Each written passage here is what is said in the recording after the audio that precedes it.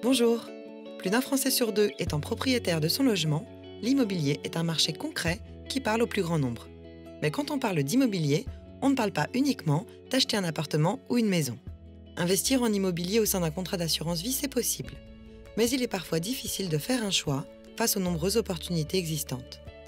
Aujourd'hui, nous évoquerons les différentes solutions d'investissement liées au marché de l'immobilier dans le cadre du contrat d'assurance vie. Ce marché dynamique et vaste permet de trouver l'investissement adapté aux besoins de l'épargnant. Nous allons vous présenter 3 catégories de supports en unités de compte de type immobilier disponibles en assurance vie. La SCPI, la SCI et l'OPCI. Commençons par cette dernière. L'OPCI, ou Organisme de placement collectif immobilier, est conçu sur le modèle des OPC, Organismes de placement collectif, et géré par une société de gestion agréée par l'AMF, ou Autorité des marchés financiers. Fin 2015, le marché des OPCI grand public représentait 4,5 milliards d'euros d'actifs nets et 2,4 milliards d'euros de collecte nette. L'OPCI, accessible au travers de l'assurance vie, se présente sous la forme de SPICAV, ou Société de placement à prépondérance immobilière à capital variable, dont les revenus sont soumis au régime des capitaux mobiliers, ou de FPI, ou Fonds de placement immobilier, dont les revenus sont soumis à la fiscalité des revenus fonciers. L'OPCI, étant un support d'investissement dont la composition est mixte, on y retrouve différents types d'actifs. Les actifs immobiliers composent la majeure partie des OPCI. On y retrouve des immeubles gérés en direct ou indirectement par les sociétés de gestion, mais également des actions de foncières cotées, c'est-à-dire des actions de sociétés cotées en bourse qui investissent leurs capitaux dans l'acquisition ou la construction d'immeubles en vue de leur location. Les OPCI sont tenus de détenir au minimum 5% d'actifs liquides pour faire face à d'éventuelles demandes de rachat de parts. Elles peuvent également être complétées de divers actifs financiers pouvant aller jusqu'à 35% de l'actif total de l'OPCI. Grâce à ces différentes expositions, l'OPCI se classe dans les investissements diversifiés.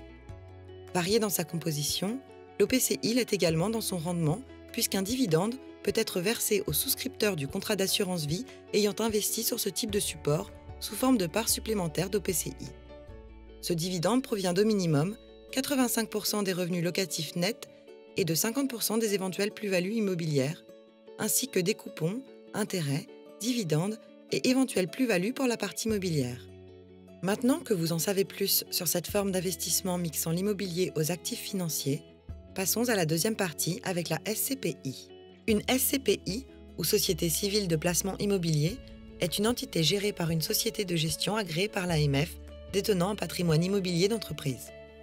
La SCPI acquiert et gère un patrimoine locatif détenu directement. Ce patrimoine immobilier est composé majoritairement de bureaux ou de commerces loués à des entreprises de toute taille. La SCPI reverse régulièrement des revenus fonciers issus des loyers nets de charges perçus auprès de l'ensemble des entreprises locataires. Il existe un délai de jouissance statutaire entre le moment où les fonds sont investis et le moment où il est possible de bénéficier des revenus. Ce délai de carence correspond à un délai moyen d'investissement dans les biens immobiliers. Passé ce délai de jouissance, les revenus de la SCPI sont distribués à l'assureur en tant que porteur de parts. Les revenus suivants seront perçus trimestriellement. Ce dernier peut alors les redistribuer ou non aux souscripteurs du contrat d'assurance vie. Pour le souscripteur de parts de SCPI dans un contrat d'assurance vie, les revenus versés par la SCPI sont investis dans l'achat de nouvelles parts de cette SCPI. Selon la recommandation de l'AMF, il est préférable d'investir à long terme sur ce support. Du fait de son investissement exclusif dans la pierre, la SCPI bénéficie d'une liquidité moindre que des actifs financiers classiques. En revanche, le rendement actuel des SCPI est meilleur que celui qu'offrent les livrets d'épargne réglementés comme le livret A. Vous vous demandez sûrement comment est valorisée une SCPI et donc ses parts au sein du contrat d'assurance vie. La SCPI est agréée et contrôlée par plusieurs acteurs. Commissaires aux comptes, dépositaires, experts immobiliers, conseils de surveillance, qui contribuent chaque année à la détermination de la valeur de réalisation validée au moment de l'Assemblée générale. Cette valeur de réalisation correspond à la somme de la valeur vénale des immeubles et de la valeur nette des autres actifs de la SCPI. Passons désormais à la dernière partie, la SCI ou Société civile immobilière. Une SCI est une personne morale, c'est-à-dire une société de gestion gérant un patrimoine immobilier détenu directement ou indirectement. Dans le cadre d'un contrat d'assurance vie, la SCI propose un investissement diversifié en termes de catégorie d'actifs immobiliers de la place. La SCI investit dans les meilleurs SCPI, OPCI ou foncières du marché, ainsi que dans des actifs immobiliers de rendement acquis en direct, tels que des bureaux, des commerces ou des biens immobiliers avec une thématique. Contrairement aux SCPI et aux PCI, les revenus issus de la SCI sont capitalisés.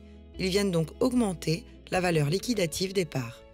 Voyons maintenant les avantages et les risques de ces 3 types d'investissements en immobilier au sein d'un contrat d'assurance vie. Commençons par les avantages. Tout d'abord, accéder à l'immobilier via l'assurance vie, placement préféré des Français, permet de bénéficier du cadre fiscal attractif de ce type de contrat. Ensuite, les supports en unités de compte de type immobilier représentent indirectement des actifs immobiliers réels et concrets pour le client. L'investissement sur ces supports est aussi un outil de diversification géographique et sectorielle. Enfin, les unités de compte de type immobilier peuvent également offrir un couple rendement-risque attractif, c'est-à-dire une faible volatilité associée à un rendement régulier et représentent une solution complémentaire aux fonds en euros.